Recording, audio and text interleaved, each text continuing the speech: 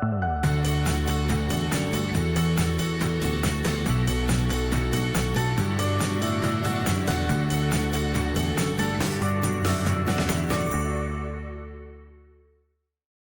guys, I'm Debbie Smith from Sebastian Elementary School and teaching 5th grade.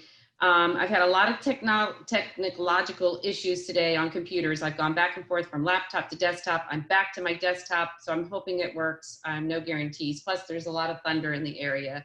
So hopefully you'll be able to see everything okay.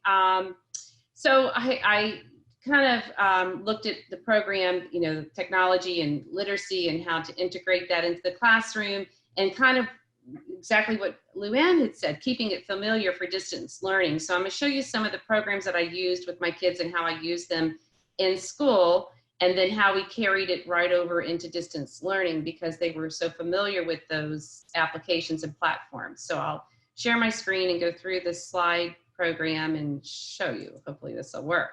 Okay, so the first program that I kind of integrated the last several years is something called Flipgrid, and it's a video discussion platform, and it empowers your students' voices. And basically you add the topic, your students respond to a short video, and then students respond back to them, and it really empowers and amplifies students' voices. So for instance, an example would be, we would do a lot of reader responses where they, in this particular one, I had asked the students to compare and contrast the characters' journeys so far and the book that we were reading.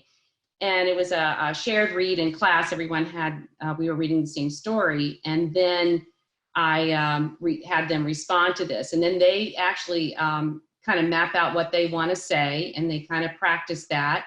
And then they record themselves giving the response. And in the end, everybody gets to see everybody else's responses, and then they can comment on them. And it's kind of like it's a little bit less intimidating for them after they get past the shyness of videotaping themselves. Some of them will just put a character's face up instead of their own, but it's almost like they are more relaxed with giving their thoughts because nobody's sitting there listening to them live or judging them, and they can record it over and do it over again.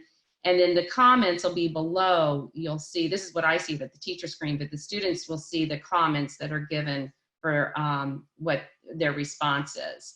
I also have them record their group work sometimes so they can reflect back on themselves to see how they are participating in the group. And I love the girl in the back here. As you can see, these three seem very engaged, and she's just standing there like, well, I'm not quite sure about this. So it gives me an insight as well to see what they're doing as a group, because I can go back and watch.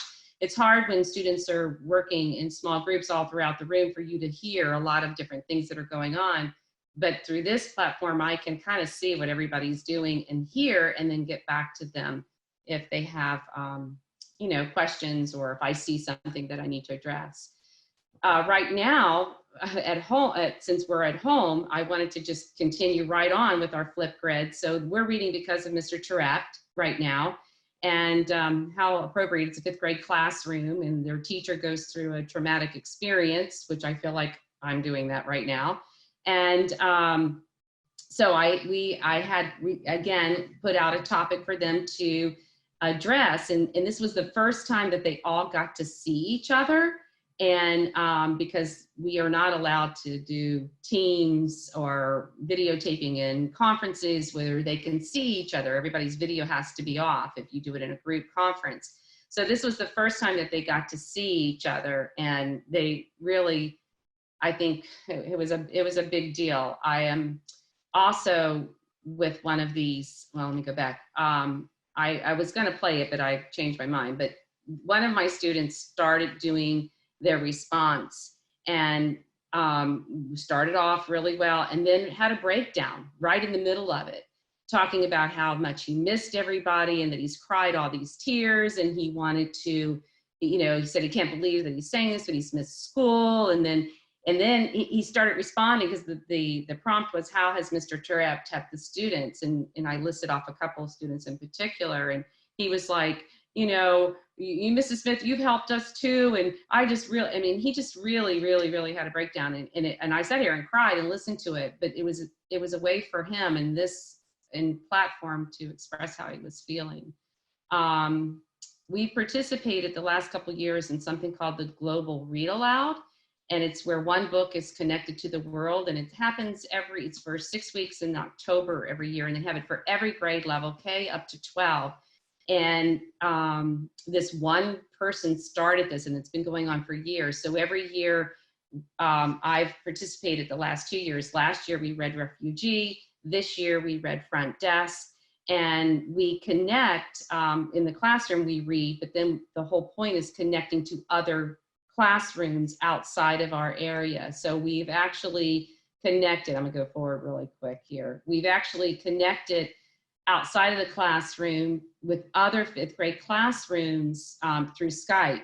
And so the teacher and I will get together and we'll come up with discussion questions, and then the students, it's kind of like a book talk. The students then go in and talk about the books and what they see, and they ask each other questions. And that's been a really powerful, powerful thing. So I'm going back for a second. So I highly encourage everyone to check out the Global Read Aloud. It's been a real game changer. The kids are really have enjoyed that and gained a lot. And plus they made connections. We had 2 classes. We had one in New Jersey and one in Indiana, and they actually almost became like pen pals with those classrooms and sending cards to each other and whatnot. I'm curious to see how we can connect in this time frame as well. Another program or platform I use is something called Padlet. Instead of video, the students actually are able to go in and type their responses. So for last year, for like example, we did a book trailer. I showed them the book trailer of Refugee and just kind of did a, what do you think? What do you wonder?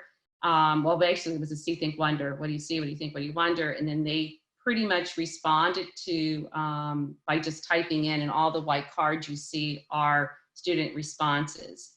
This year I did the same thing with Front Desk, another preview, and the kids then get to see each other's thoughts and respond back. Speaking along Padlet, this is another one that we did because of the book that we're doing, because of Mr. Tourette. I had them compare and contrast characters again, and then the students responded, and then again they can read each other's responses and comment back on there.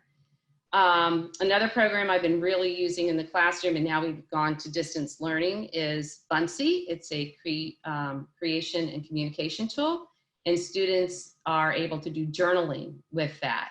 So this past year we did The Boy Who Harnessed the Wind, and so they got to not only do journal writing, but they also then, I went and gave them the assignment to compare and contrast their home and William's home.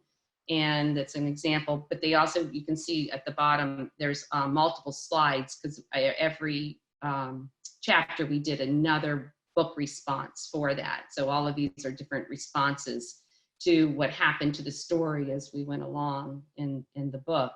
Not the picture book, we did the young adult version, or young readers version. They also do journal writing.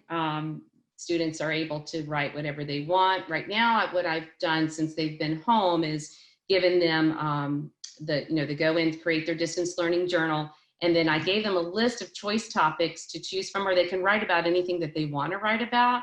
And it's really been kind of freeing, because it's been a great way for students to express themselves, and some amazing writing has come out of this. But this is an example of a journal topic. And then last year I asked the kids to reflect what is one thing that they have changed as a student as a result of your 5th grade year. So we all got to read and share those things, just talking about that. End of the year reflections, as you can see, something I learned in 5th grade that I feel that I must teach my children is that you should not take anything for granted, because somewhere in the world, someone wishes they had your life. I mean, that's pretty big for a 5th grader.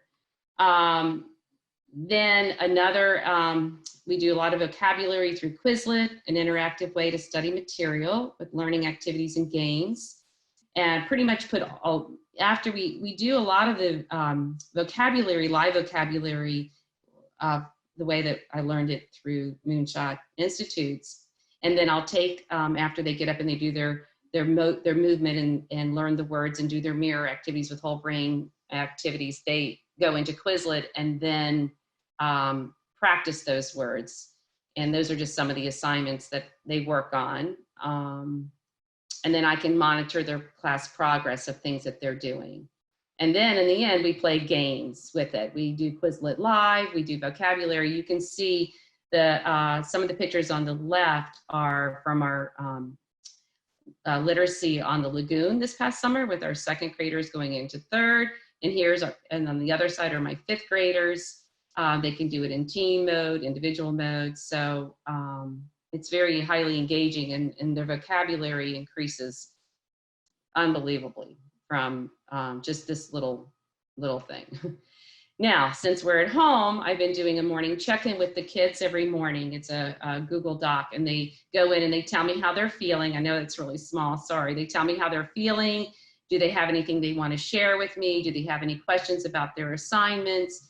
And so they check in on that, and then I can go in and see on a spreadsheet exactly who's feeling what questions they have, and then I can address it right away.